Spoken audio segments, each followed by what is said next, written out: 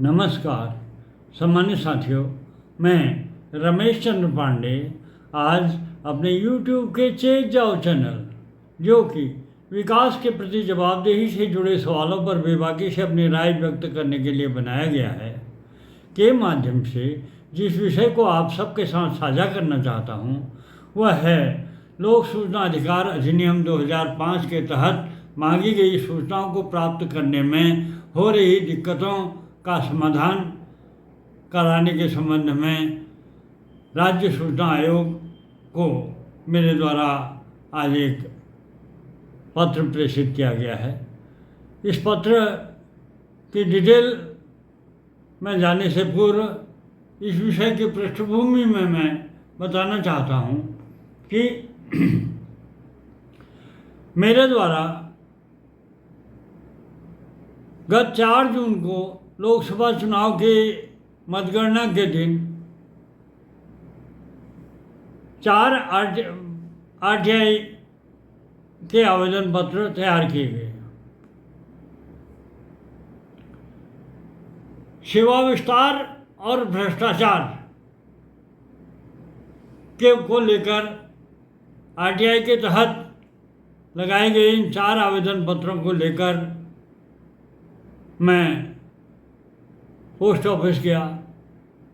उस दिन मैंने टारगेट बना लिया था कि जब लोकसभा चुनाव की मतगणना को देखने के लिए सब टीवी में चिपके हुए थे, मैंने टीवी की ओर उस दिन देखा तक नहीं। मैंने टारगेट बना लिया कि आज 4 आरटीआई के आवेदन पत्रों को मैं हर हाल में भेजूंगा। वो चारों आवेदन पत्र तैयार करने के बाद मैं पोस्ट ऑफिस गया। तो पोस्ट ऑफिस में जाके सबसे पहले मैंने 10 रुपये के पोस्टल ऑर्डर के लिए काउंटर में जाके मांगे, तो उन्होंने कहा पोस्टल ऑर्डर नहीं है, और वहीं एक स्लिप लगाई गई थी, पोस्टल ऑर्डर नहीं होने की दशा में आप ये ऑनलाइन इसको हासिल कर सकते हैं। उन्होंने तो मैंने पूछा उसके बारे में, तो उन्होंने बताया कि आप पास ही में साइबर कैफ़े है, वहाँ से चालान लगवा लीजिए। साइबर कैफ़े गया, वहाँ पर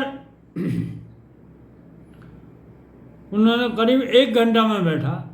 मैंने आरटीआई लगाई थी, एक तो लगाया था लोक सूचना अधिकारी लोक निर्माण अनुभाग 1 उत्तराखंड शासन, दूसरा लोक सूचना अधिकारी सिंचाई अनुभाग 1 उत्तराखंड शासन, और तीसरा लोक सूचना अधिकारी प्राविधिक शिक्षा उत्तराखंड शासन, और चौथा आरटीआई लगाई थी लोक सूचना अधिकारी ऑडिट वित्त ऑडिट प्रकोष्ठ उत्तराखंड शासन। अब साइबर कैफे ने मेरे डिटेल पूछी, आधार कार्ड वगैरह सब पूछा, बताया मैंने तो, लेकिन जब उसने जैसे लोक निर्माण विभाग के लोक सूचना अधिकारी को भेजा, उन्होंने कहा कि लोक निर्माण विभाग कौन से मंत्रालय में आता है, फिर उसको लिस्ट देखी, और इन कुल मिला के चारों जो आवेदन पत्र थे उनके लिए 10 रुपये का चालान 1 घंटे तक वहाँ खड़े करने के बाद उन्होंने लगातार प्रयास किए, लेकिन उसमें सफलता नहीं मिली कि जो 10 रुपये का चालान लगाना है किसके नाम से लगाना है। अब उन्होंने कहा PWD को क्या बोलते हैं, public works, central public works, अब उसमें क्या आ रहा है, और इसी ढंग से मंत्रालयों के नाम वगैरह को लेके उसको जानकारी में नहीं हुआ, कुल मिला के नहीं लग पाए। अब मुझे बड़ी खुंदक लगी, मैंने उनका टारगेट बना लिया था कि आज मैं इनको फिर डिस्कस करके रहूँगा, लेकिन फिर मैं वहाँ से सीधे पोस्ट मास्टर के पास गया, हेड ऑफिस में। जब पोस्ट मास्टर के ऑफिस में जाने से ही जब मैंने पोस्ट ऑर्डर के बारे में हल्ला जोर से बोलना शुरू किया, तो किसी ने बताया कि वो अंदर एक काउंटर है, वहाँ जाएं। उन्होंने कहा कि आप काउंटर में जाइए, मैं अभी भिजवाता हूँ। तब तक फिर मैं काउंटर में गया, तो तब तक वो बंडल लेके काउंटर में पोस्टल ऑर्डर का बंडल पहुँच गया था। खैर मैंने पोस्टल ऑर्डर लिए और वहीं पर ये चारों आवेदन पत्र को संलग्न करते हुए उसको डिस्पैच स्पीड पोस्ट से चारों आवेदन पत्र डिस्पैच कर दिए। बड़ा सुकून मिला पोस्ट ऑफिस से आया। अब 4 जून को भेजे गए उस आवेदन पत्र के बाद मेरे पास सबसे पहले लोक निर्माण विभाग अनुभाग 1 के लोक सूचना अधिकारी का पत्र जो 7 जून को उनके द्वारा प्रेषित किया गया था। मुझे बड़ी खुशी हुई कि उन्होंने तत्परता के साथ सबसे पहले आरटीआई का जवाब उनके यहाँ से आया। उन्होंने वो तत्परता दिखाई। वहाँ के लोक सूचना अधिकारी को मैंने धन्यवाद भी कहा इस क्विक एक्शन के लिए। खैर, इसके बाद मुझे उन्होंने कहा कि इतना रुपया जमा करें। कोई सज्जन मिल गए थे, उनके थ्रू मैंने वहाँ पैसे जमा हुए करवा दिया और लोक निर्माण विभाग से मुझे वो सूचना मिल भी चुकी है। अब इसी बीच मैंने सिंचाई विभाग के लोक सूचना अधिकारी ने तकनीकी शिक्षा विभाग के लोक सूचना अधिकारी के स्तर से भी एक पत्र का उस पत्र का मुझे उत्तर मिला। इसमें इन्होंने कहा कि 2 रुपये प्रति पृष्ठ की दर से 26 रुपया आप जमा कराएं। उक्त धनराशि को बैंक ड्राफ्ट, बैंकर से चेक, पोस्टल ऑर्डर द्वारा आप भिजवाएं, तब आपको सूचना दी जाएगी। यह है तकनीकी शिक्षा विभाग की ओर से। अब एक पत्र मैंने और भेजा था लोक सूचना अधिकारी वित्त ऑडिट प्रकोष्ठ से। तो वहाँ के लोक सूचना अधिकारी मिस्टर राहुल कुमार झा की ओर से मुझे पत्र मिला। 10 जून को उनके द्वारा भेजा गया ये पत्र मुझे मिला। उसमें उन्होंने कहा कि भारत सरकार कार्मिक लोक सूचना एवं पेंशन मंत्रालय कार्मिक व प्रशिक्षण विभाग के अधिसूचना दिनांक 16 सितंबर 2005 के नियम संख्या 4 क के अनुसार धारा 7 की उपधारा 1 के अधीन किसी सूचना को उपलब्ध कराने के लिए फीस नकद के रूप में या मांग डे ड्राफ्ट या बैंकर चेक के रूप में होगी जो लोक प्राधिकारी के किसी लेखाधिकारी को संदेह होगा प्रभावित की जाएगी। तो उनके द्वारा मुझे बताया गया कि ये कुल 44 पृष्ठ का आप 2 रुपये प्रति पृष्ठ के हिसाब से 88 रुपया जमा कराएं। अब ये तकनीकी शिक्षा विभाग के स्तर से 26 रुपये जमा कराने के लिए कहा गया और वित्त ऑडिट प्रकोष्ठ की ओर से 28 रुपया जमा कराने के लिए कहा गया।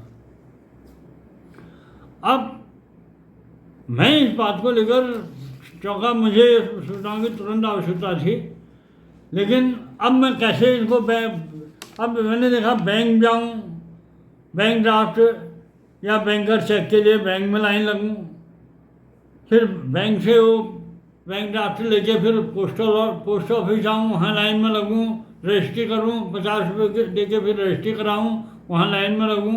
तो ये प्रक्रिया को देख के मैं बड़ा चौंका। मैंने कहा जब जिस नियम का ये वित्त ऑडिट प्रकोष्ठ की ओर से हवाला दिया गया या लोक सूचना अधिकार अधिनियम 2005 में ये व्यवस्था है कि सूचना उपलब्ध कराने के लिए फीस नकद के रूप में या मांग डे ड्राफ्ट या बैंकर चेक के रूप में होगी।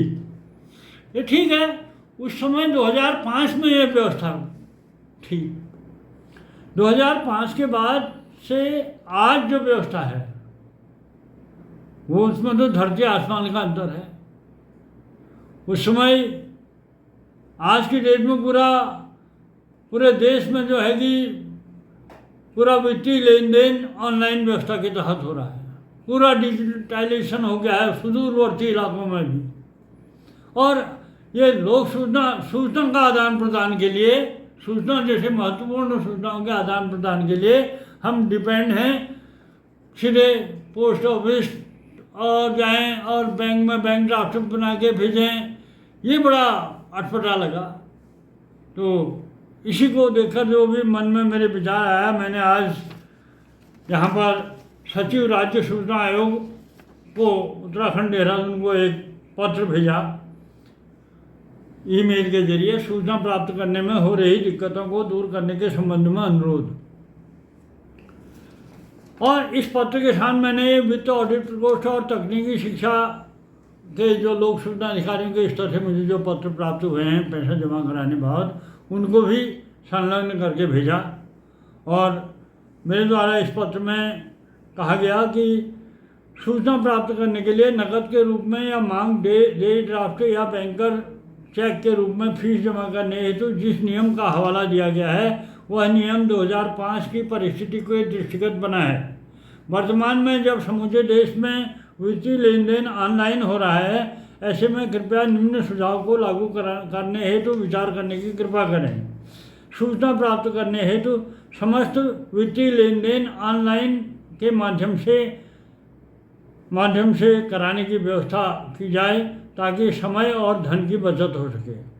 दूसरा, लोक सूचना अधिकारी पत्राचार में अपनी मेल आईडी व दूरभाष का उल्लेख अवश्य करें। तो ये दो सुझावों के अलावा मैं ये भी बताना चाहूँगा कि आज पूरी ये जो हम सूचनाओं का मांगी जाती है उनको हम ऑनलाइन मांग सकें, ऐसी व्यवस्था सुनिश्चित होनी चाहिए। अब वो 10 रुपये का ड्राफ्ट साइबर कैफ़े में जाने के बावजूद वो 10 रुपये का चालान नहीं जमा नहीं हो सका। तो कितनी जो एक आम लोक है, लोग कैसे आम जनमानस सूचनाओं को प्राप्त करने के लिए क्या करेगा आज के इस ऑनलाइन जमाने में। ये कितना टाइम इसमें खर्च होता है, कितना अनावश्यक रूप से पैसा खर्च हो रहा है, जबकि एक क्लिक में जो सूचना हम चाहते हैं वो सूचना बाद पत्र एक क्लिक में भेज सकते हैं और जो सूचना लेनी है वो भी एक क्लिक में हमको मिल सकती है। तो जिस ढंग से ये सूचनाओं लोक सूचना ये राज्य सूचना आयोग से मेरी गुजारिश है कि इससे जिसने भी लोक सूचना अधिकार अधिनियम जिस समय RTI एक्ट बना होगा उस समय जिन्होंने इस एक्ट को बनाने में कितनी मेहनत की होगी, कितनी दूरदर्शिता के साथ इसमें काम किया होगा, राजकाज में पारदर्शिता और भ्रष्टाचार को जड़ से उखाड़ने के लिए बनाए गए इस एक्ट की मूल भावनाओं को समझते हुए और 2005 की तुलना सापेक्ष आज के जो डिजिटलाइजेशन का समय है, ऑनलाइन की व्यवस्था है, पूरा DBT के माध्यम से देखिए तमाम योजनाओं का भुगतान लाभार्थियों को DBT के जरिए हो रहा है, सुदूरवर्ती इलाकों में भी।